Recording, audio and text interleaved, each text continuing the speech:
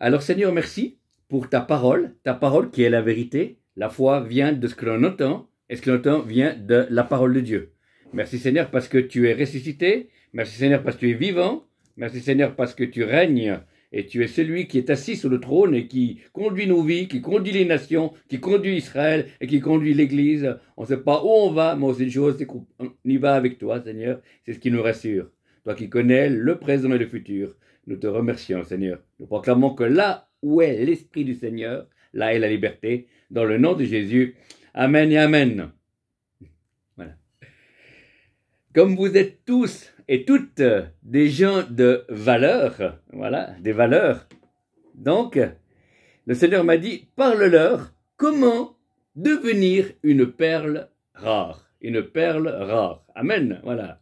Voilà. Donc, vous êtes tous, vous êtes des perles. Amen.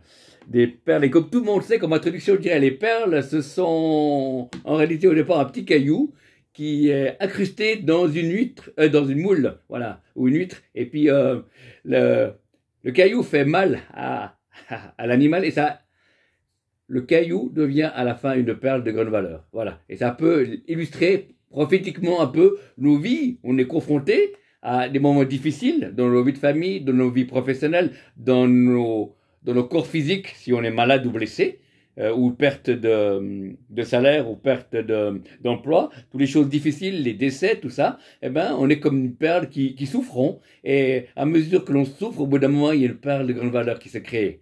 Et c'est pour ça que Dieu n'est pas l'auteur de la souffrance, mais il la permet. Voilà, ça c'est le mystère de l'iniquité. C'est quelque chose que je lui demanderai au ciel quand on se retrouvera. Mais pour l'instant, ce côté-ci du rideau, eh ben, on doit vivre avec. Voilà. Et je dirais comme introduction, ben, la souffrance, pour des personnes, soit la souffrance nous rapproche de Dieu, ou soit elle nous éloigne de Dieu. Hein, c'est vrai. La même souffrance peut éloigner une personne, chrétienne ou pas, de Dieu ou la rapprocher de Dieu. Amen. Donc la majeure partie des gens, c'est parce qu'on a souffert, qu'on s'est converti, qu'on a donné notre vie à Jésus. C'est ça qui est merveilleux. Si tout irait bien, eh ben, je ne pense pas qu'on serait autant à avoir donné notre vie au Seigneur. Voilà. Donc, nous sommes des perles et nous formons un collier de perles. Voilà, tous la même chose aux yeux de Dieu. Des perles blanches. Blanches, pourquoi? Parce que c'est la pureté, la sainteté. Et on est tous des perles de grande valeur. Donc, est-ce qu'on parle des perles dans la Bible? Oui, oui, dans l'évangile de Matthieu. Matthieu 13, verset 46. Matthieu 13, verset 46. C'est l'histoire de cet homme qui trouve un trésor, une perle, et il la cherche. Et il vend tout ce qu'il a pour acquérir cette perle. Et le texte dit, ayant trouvé une perle de grand prix, il est allé vendre tout ce qu'il avait pour l'acheter. Amen. Voilà. Donc c'est pour ça que le Seigneur nous a rachetés. Amen. Pas au solde. Pas du tout. Ça a coûté le sang de son fils. Il nous a rachetés parce qu'il nous aime. Parce qu'il t'avait créé pour que tu sois, non pas le cauchemar de Dieu, mais le rêve de Dieu. Voilà, Dieu a rêvé de toi avant la fondation du monde. Oui, oui, Dieu t'as voulu, t'as rêvé, t'as imaginé avant la fondation du monde, et puis d'un coup, tac, t'es arrivé sur terre sous forme de petit bébé. Ouah, et voilà, et après vous avez grandi, après avoir rencontré le Seigneur, et vous êtes devenus des enfants de Dieu comme moi. Voilà. Donc, pour ceux qui prendraient des notes, donc c'est Matthieu 13, le verset 46.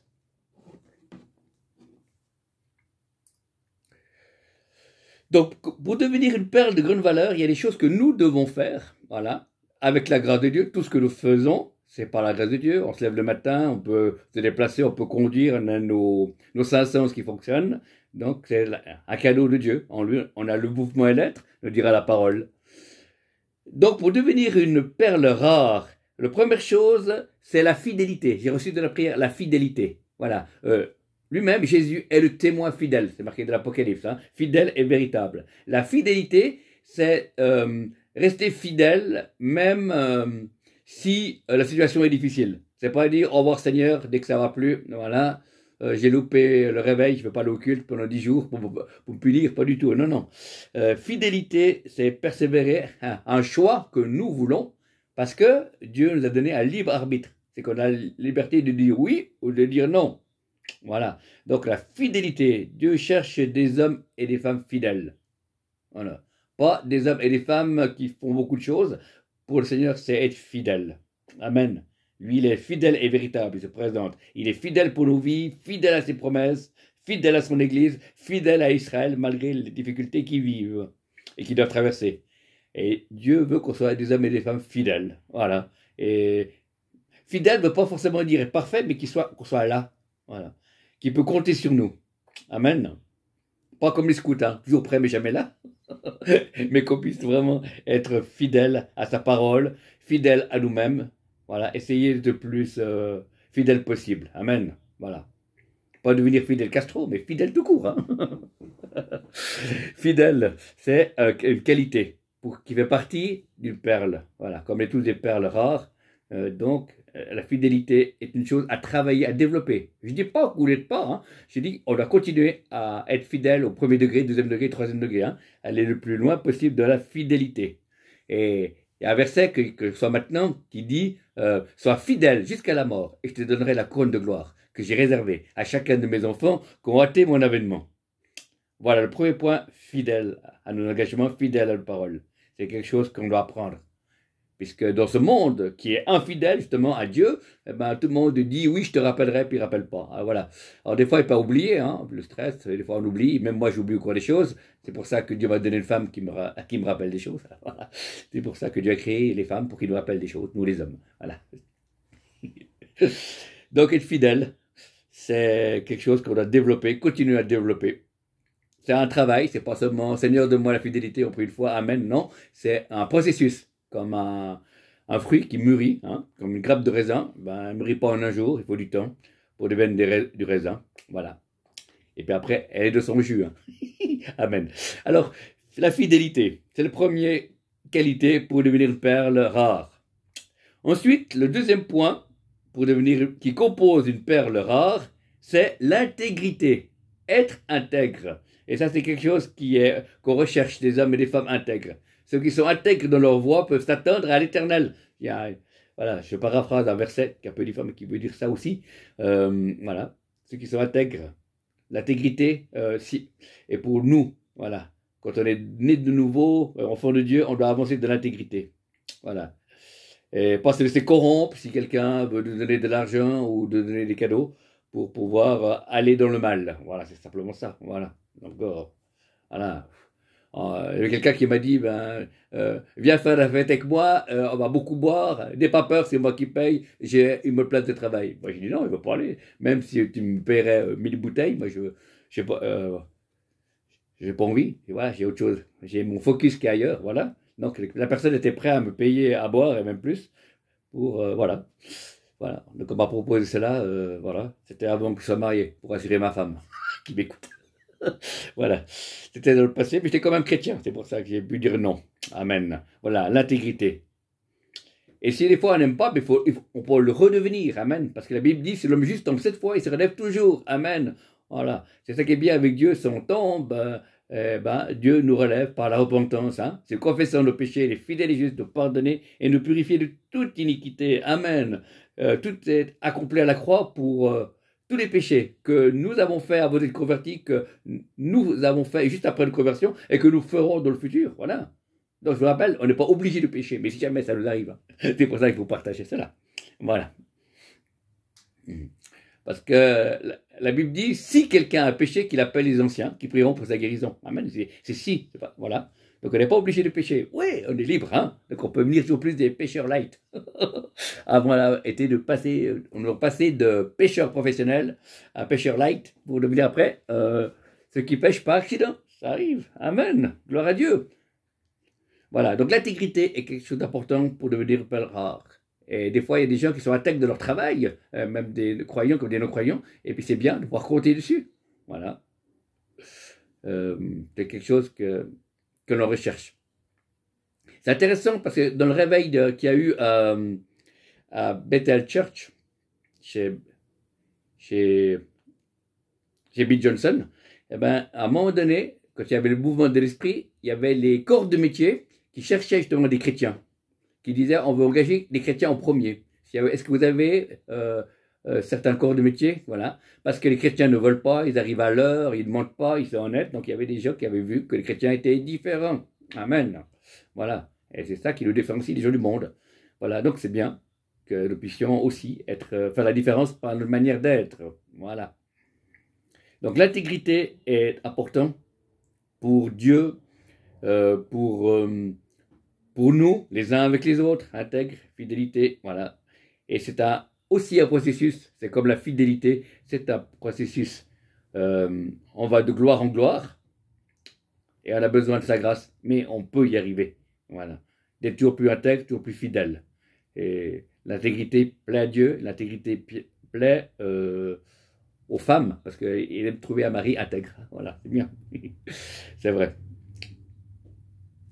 Moi, je suis intègre avec un petit peu d'humour, donc c'est un plus pour moi. Non, je plaisante. Voilà.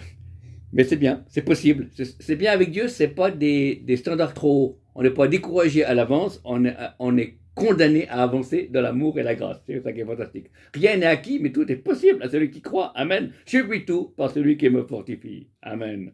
C'est pour ça que la fidélité, l'intégrité, et le troisième point après qu'on verra, eh ben, on peut les atteindre pas en une fois, mais c'est un parcours, c'est un processus. C'est comme si on allait en direction de Paris, et chaque gare qui approche de Paris nous rapproche de Paris, mais on n'est pas encore à Paris. Eh ben, même chose que nous, eh ben, on n'est pas encore de la totalité de l'intégrité et de la fidélité. Voilà, mais on s'en approche, et c'est ça qui est fantastique. Voilà, c'est pour ça que chaque jour suffit la peine, et on avance. Amen. Et ça, c'est individuel, c'est un choix de toujours choisir Jésus. C'est pas évident, c'est amer pour la chair, la vieille nature, et puis c'est contraire aux choses du monde, à la mentalité du monde. Mais si on continue, voilà, on devient un véritable disciple. Hein. Jésus a dit, si vous ne prenez pas votre croix, vous ne pouvez pas être mon disciple. Amen. Ça veut dire quoi? Il faut se clouer avec une croix en bois? Non, pas du tout. C'est simplement renoncer, crucifier sa vieille nature, voilà, et dire non, je dis non au péché, là. Comme par exemple cette personne qui était prêt à m'offrir de l'alcool et c'est lui qui payait, ben moi j'ai crucifié ma chair et dit non, non, ça j'ai même pas été tenté, voilà, et ben voilà, c'est une manière de suivre Jésus, dire non au mal, et puis avancer dans ce qui est conforme à la Bible et à la parole. On a vu la fidélité, l'intégrité, et le troisième, c'est la loyauté. Voilà, fidélité, intégrité, loyauté. Voilà, on aime qu'on soit loyal. Dieu est un Dieu loyal avec nous, amen. Il ne nous traite pas selon nos iniquités, il est loyal, il est juste, mais il ne veut pas que le méchant meure, mais il veut que le méchant se repente, amen. Donc la loyauté, l'intégrité, la fidélité, c'est un trio gagnant. C'est un trio gagnant qui nous permet de devenir une perle rare. Et quand on devient ces perles rares, où on est rempli de la sauce, où il y a ces trois ingrédients, fidélité, intégrité, loyauté, égale sainteté. Voilà, et c'est fantastique de ce processus. Et moi, je ne suis pas encore arrivé, mais je suis en marche. Après 30 ans de vie chrétienne, hein, où j'ai vécu les meilleures choses de ma vie, je les ai vécues dans l'église, et les pires choses de ma vie, je les ai vécues aussi dans l'église. Voilà, parce que l'église, c'est ma famille, et oui, c'est bien. Et de même qu'on n'a pas choisi ses frères et sœurs physiques, en général, quand on s'attache à une église, un groupe de prière, eh ben, on ne choisit pas tout le monde. Amen. C'est pour ça, comme disait un pasteur, on aime tous Jésus, et des fois, on a des problèmes avec des membres de sa famille. Ça peut arriver parfois. Voilà. Mais si on marche de la fidélité, l'intégrité et la loyauté, eh ben on peut s'attendre que Dieu nous vienne à notre secours. Amen. Voilà. Parce qu'il voit la louange sied à ceux qui ont un cœur droit. Donc si on a ces trois composantes, on peut s'attendre à la délivrance de l'Éternel. Amen. C'est pas un slogan publicitaire, c'est une vérité. Et des fois, Dieu veut nous bénir, il ne le fait pas parce que ce sont nos péchés, mes péchés, nos péchés qui font obstacle. La Bible dit, c'est vos péchés qui font obstacle entre vous et moi. Amen. Voilà. Et des fois, quand on se moins sa présence, des fois, on va voir où est-ce qu'on a péché dans la journée. Moi, je ne suis pas en train sans arrêt de dire pauvre pécheur que je suis. Non, pas du tout. Je suis enfant de Dieu. Nous sommes fils et filles de Dieu. Mais des moments, si je sens que l'onction diminue, si je sens que je suis énervé à l'intérieur, si je sens que je ne vais pas bénir ma femme avec des paroles, bon, aussitôt je me dis, oh, il y a quelque chose qui ne va pas. Seigneur, viens à mon secours et je me repens toutes les fois, j'ai attristé le Saint-Esprit. Amen. Parce que sans Jésus, on peut rien faire. Donc, on peut vraiment rien faire. Rien, c'est rien. C'est pas beaucoup, mais oui, c'est vrai. Rien, c'est rien. Donc, avec lui, on peut tout. Ah, c'est ça qui est fantastique. Et l'ennemi veut qu'on soit parfait, et puis si on n'arrive pas, ben, il se moque de nous, il dit, voilà, toi, tu es chrétien, et tu n'as pas réussi à faire ça. C'est cela. Mais c'est pas ça. Le but, c'est de pouvoir simplement être en croissance, de ne pas s'arrêter en chemin, de continuer à avancer. Amen. Percer, et vous verrez, comme je dis toujours, hein. Avancer. Amen. Et quand on avance, ben, Dieu peut nous dire stop, ou à droite, ou à gauche, ou attends. Amen. C'est ça. Et si on ne bouge pas, de peur de se tromper, si on ne fait rien, eh ben, Dieu peut ni nous encourager, ni nous dire va à droite ou à gauche ou attends. Donc il faut avancer. La marche avec Dieu, il dit toujours, c'est comme un GPS d'amour. Ou si on loupe une rue ou un quartier, eh ben, on n'a pas tout recommencé au début, on a un peu retardé le trajet, mais on retrouve le chemin et on repart sur la bonne route, puisqu'il est le chemin, la vérité et la vie, et nul ne va au Père que par lui. Amen.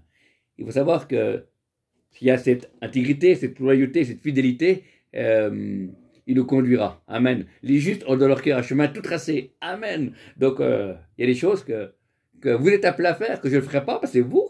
C'est Dieu qui a prévu que vous fassiez. Amen. Il y a des choses que Dieu vous demande à faire, que je ne ferai pas, parce que vous êtes meilleur que moi. Il y a d'autres choses, eh ben, Dieu m'appelle à faire, que vous ne faites pas, parce que je suis meilleur que vous. Et puis, pour d'autres domaines, c'est ça, l'Église. On est tous des gens qui avons tous des dons, nous avons tous la même Bible, traductions différentes, mais le contenu de la Bible, c'est la même, c'est l'amour de Dieu, c'est ce que Dieu attend de nous, voilà, et on est en marche, et on ne peut pas faire un copier-coller de nos vies, mais il y a des points qui sont semblables, il y a des moments, quand on est découragé, bah, ça peut arriver à n'importe qui, et ça on sait ce que c'est, le découragement, donc on peut demander de l'aide, et c'est ça la puissance de l'Église, et les frères et sœurs, c'est que quand une moitié de l'Église, ou plusieurs sont découragés, l'autre moitié n'est pas découragée, donc il peut encourager l'autre, alléluia, puis à un autre moment, bah, c'est le contraire, voilà. Bah pour l'instant, je prie pour les gens, mais des fois, c'est les gens qui prient pour moi et j'ai aussi besoin. Amen. Donc, c'est un équilibre. On est ensemble. On est une famille. On est une famille de rachetés. On attend Jésus, bien sûr. Il va revenir, bien sûr. Mais en attendant, on continue à croire, à avancer, à vouloir que ce royaume s'étende sur la terre entière. Amen. Voilà. Et puis, Jésus ne va pas revenir demain ou cette nuit. Hein. Vous savez, il y a des signes qui est marqué dans Matthieu 24. Hein. Quand les gens diront paix et sécurité sur la terre, alors là, une soudaine les surprendront. C'est la Bible qui le dit. Hein. Donc, on ne peut pas dire paix et sécurité sur la terre quand il y a la guerre en Ukraine, quand on ne sait pas ce que va faire la Corée du Nord, quand on ne sait pas ce qui se passe. Voilà. Donc, voilà. Donc, on ne peut pas dire. C'est pour ça que Jésus ne va pas revenir cette nuit.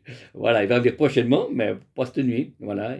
Et aussi, en discutant avec un frère qui traduit il travaille avec des gens qui traduisent la Bible. Il y a encore plusieurs ethnies qui n'ont pas encore la Bible ou pas du tout le Nouveau Testament. Et Dieu, il est juste.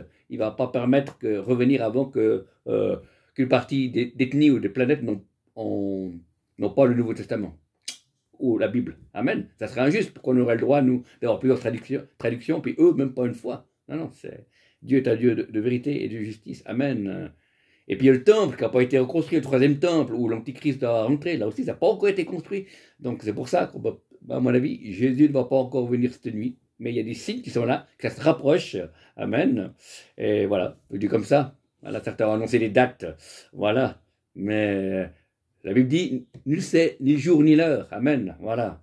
La seule information que certains pasteurs ou serviteurs de Dieu disent qu'il viendra à Sukkot. Voilà, mais on ne sait pas lequel, de quelle année. Voilà, c'est cette période-là, mais on ne sait pas de quelle année. Hein, si c'est dans 10 ans, 15 ans ou moins. Voilà. Donc, mais nous, on est appelés à avancer. Comme disait, je crois que c'est Luther ou Calvin qui dirait, si Jésus reviendrait demain, je planterai un arbre. C'est beau, hein. Avant. Donc, on peut s'attendre que le Seigneur vienne nous chercher, mais nous vivons également d'une manière comme si on repartait tout de suite. Et à la fois, comme ça, à la fois, on peut rester. Et on a les deux possibilités. Nous sommes interchangeables, nous sommes polyvalents. Voilà. Je savais que vous étiez polyvalent, je ne savais pas, mais polyvalent. Voilà. Et même polyvaillant, parce qu'on est vaillant de pouvoir croire en Dieu dans les circonstances difficiles. Amen. Et il nous accorde sa paix, et c'est pour cela qu'on peut avancer dans la dimension que lui a prévue. Voilà. Et c'est pour ça que nous sommes là, dans ce Zoom, c'est un des buts de pouvoir se fortifier. Voilà. On n'est pas meilleur que les autres, pouvoir attendre le retour de Jésus s'il tarde, mais en attendant, pouvoir être des témoins qui puisse témoigner par nos paroles et aussi par notre manière d'être, afin qu'on ne s'écroule pas tout de suite, comme on l'a fait durant la période du Covid, on n'était pas prêt. Maintenant, on va se préparer pour que s'il y a des choses qui se passent, ben, qu'on puisse être prêts. Voilà, pour pouvoir apporter un peu de lumière, de joie et de réconfort dans ce monde qui en a vraiment besoin. Amen. Et en nous aimant aussi les uns les autres, puisque Jésus a dit, c'est en vous aimant les uns les autres que le monde verra que vous êtes mes disciples. Amen, il y a aussi ça. Voilà. Et on a besoin de prier les uns pour les autres, parce que, afin que vous n'entrez pas en tentation, on a besoin de prière. Voilà. Même l'apôtre Paul a demandé de prier pour moi, pour que je puisse annoncer la parole à tel endroit. Voilà. Si l'apôtre Paul voilà, avait dit ça, hein, avec cette phrase, Paul, il a semé la polémique. mais c'était bon. C'est une vérité. Et on a besoin que je prie pour vous, que vous priez pour moi, qu'on prie les uns pour les autres, voilà, qu'il puisse avoir une atmosphère de prière, voilà. Quand tu fais quelque chose, c'est toi qui agis, mais quand tu pries, c'est Dieu qui agit. Hein. C'est encore mieux. Hein. Amen. Voilà. Voilà, c'est ce que j'avais, qu'on puisse devenir des hommes et des femmes qui sont des perles rares. Voilà. Et on fait la différence. Voilà, et je suis content que mon fils, maintenant, il est à Jeunesse en Mission, il fait une deuxième école de formation à Jeunesse en Mission. Voilà, et je suis heureux. Et puis, savoir qu'on a pu être aussi sans imposer du tout, il est libre, voilà. Une fois qu'il est né de nouveau, il est libre, on a continué à prier pour lui, mais il est libre, voilà. Et il m'a dit il y a plusieurs raisons pourquoi il a fait une école de disciples après une autre école. Il a dit, c'est papa, parce que je t'ai vu les après-midi, comme tu as enlevé tes heures de travail pour pouvoir passer du temps avec Jésus, je t'ai vu tous les jours, tous les après-midi, en train de lire ta Bible et prier. Et j'ai dit que c'est vraiment important pour mon papa. Et puis quand je vois que tu es joyeux, et puis que tu amènes des messages qui parlent aux gens, eh ben, je suis réjoui. Et ça m'a influencé. Et c'est pour ça qu'il a voulu faire une école de disciples. Vous voyez, pas parler, être des modèles. Amen. Moi, je suis un petit modèle, hein, un modèle réduit, mais voilà, on essaye. Un modèle, c'est pas être parfait, c'est de pouvoir tendre à la perfection. Amen. Le seul qui est parfait, c'est Jésus. Amen. Voilà. On n'est pas parfait, mais on voit les transformations, on va de gloire en gloire. Voilà, je voulais simplement dire ça. Je vais juste te prier par rapport aux 3 points. C'est-à-dire, je vais te prier pour ceux qui sont au milieu de nous, pour la fidélité. Pour ceux qui seront fidèles, ben, qu'ils puissent continuer à être fidèles dans leur service pour Dieu, fidèles à leur époux ou épouse, ou fidèles à Dieu, ou fidèles à leur église, ou à leur groupe de prière, et d'autres qui sont tombés, ou qui ont manqué de fidélité de lire la parole, ben, qu'ils puissent recommencer, Seigneur, parce qu'avec toi, on peut tout recommencer, Seigneur. Tu es lent à la colère, riche en bonté, plein de miséricorde, que tu bénisses, qu'ils puissent reprendre ce train de la fidélité, dans le nom de Jésus. Et je te prie également pour ceux qui sont de l'intégrité, ceux qui ont été intègres, qui puissent continuer à être intègres, et ceux qui sont arrêtés ou qui sont tombés, qui puissent revenir dans le train de l'intégrité et repartir comme ils étaient avant, dans le nom de Jésus. Et je prie pour le 3e point, la loyauté, que tous ces hommes et ces femmes qui étaient loyaux et qui sont tombés ou qui ont arrêté d'être loyaux, qu'ils puissent recommencer à rentrer dans la loyauté pour la gloire de Dieu, et pour qu'ils puissent devenir ces perles rares que tu recherches, Seigneur, et que les gens aussi recherchent dans l'Église, Seigneur. Alors, merci d'agir au milieu de nous pour cela, ni par force, ni par puissance, mais par ton esprit, dans le nom de Jésus. Amen, amen. Alors maintenant, nous libérons l'onction prophétique dans le nom de Jésus. Je vais juste avoir 2 ou 3 paroles, puis après on priera pour les gens. Voilà. Mais là, je vais profiter de l'onction de la prédication. Voilà, quand on prêche, il y a une onction particulière qui est sur nous. Je partage un secret de prédicateur, voilà. Quel que soit le ministère, il y a une onction qui est particulière parce qu'il y a l'onction pour la parole qui est là, mais également le présence de Dieu qui est particulière. Amen. Il y a plus que si je ne prêcherais pas, ou voilà. Dieu est comme ça. Voilà, amen. Donc, si vous voulez sortir votre téléphone ou écrire, et voilà. Amen. Alors, on va commencer par Yulissa. Yulissa, amen, amen, merci. Yulissa, notre bien-aimé de Panama. Alors, Yulissa, je te voyais avec une tente de camping. Tu étais en train de démonter, de défaire une tente de camping, et tu la pliais et tu la remettais dans la remorque et la voiture après partait avec la remorque avec la tente de camping. Ça, c'est la vision. Voilà. La pensée prophétique, c'est que tu es appelé à bouger. Tu n'es pas seulement quelqu'un qui reste dans l'église locale.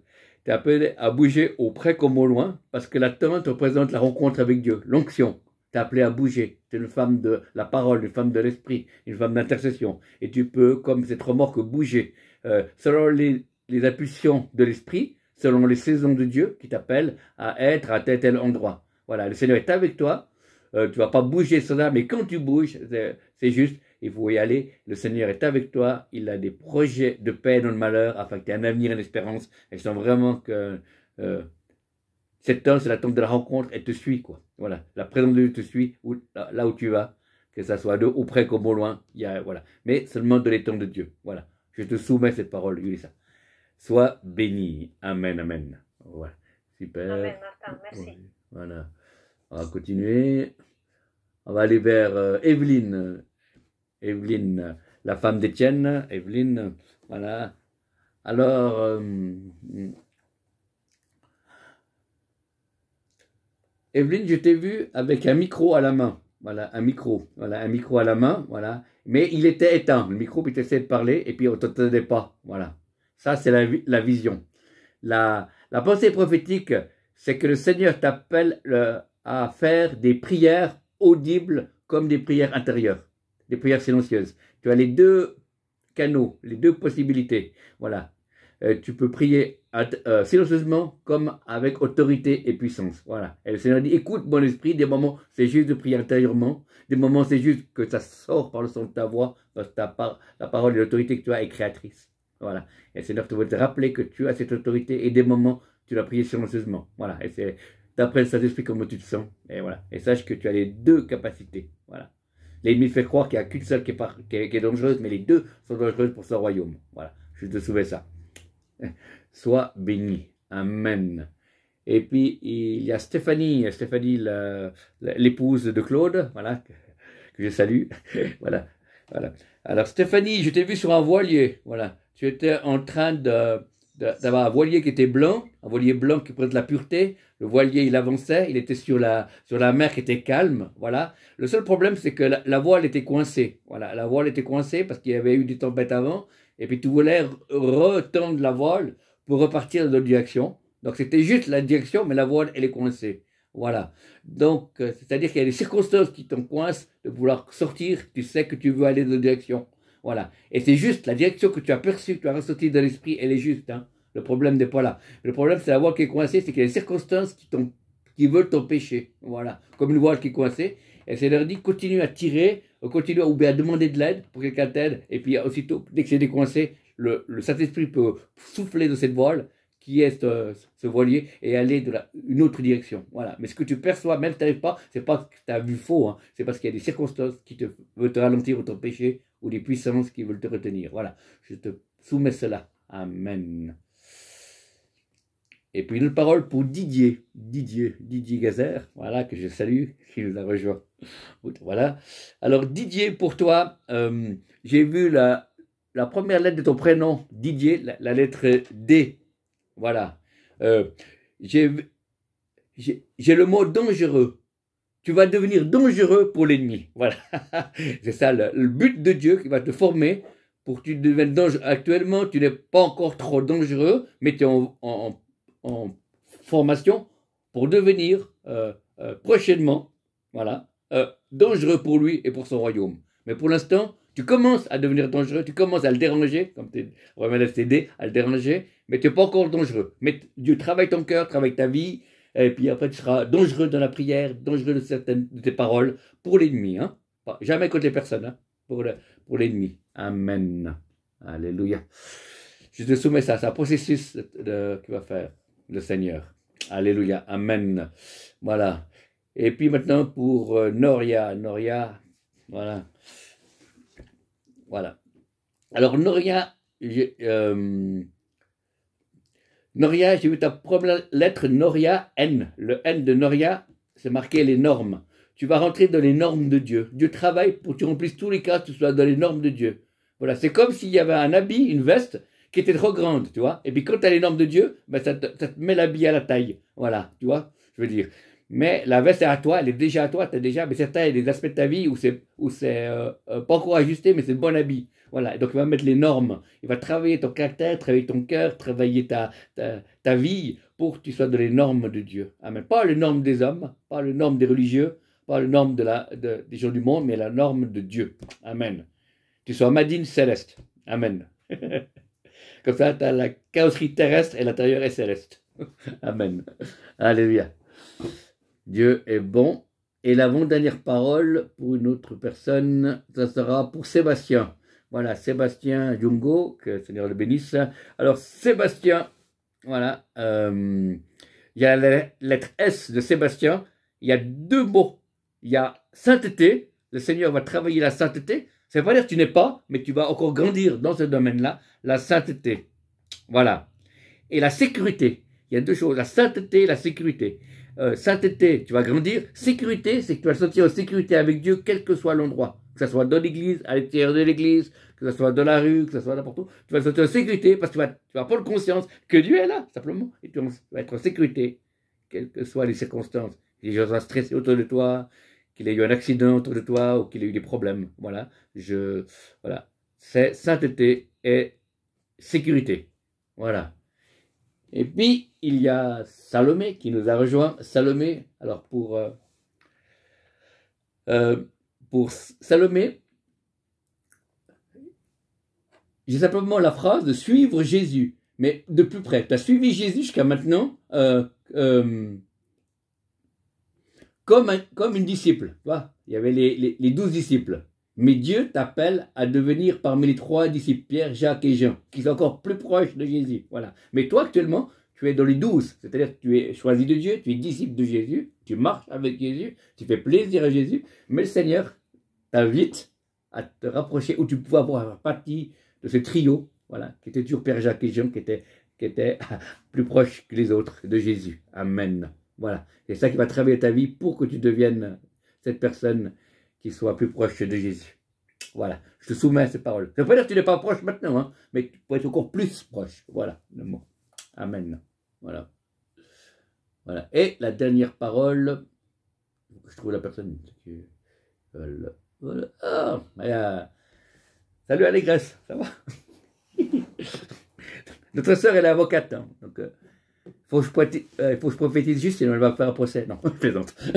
Non, en devenir, Martin, en devenir, je suis juriste. Ah oui, d'accord, alors c'est pas grave, c'est pas grave. On t'aime, on te bénit. Alors voilà, alors Allégresse pour toi.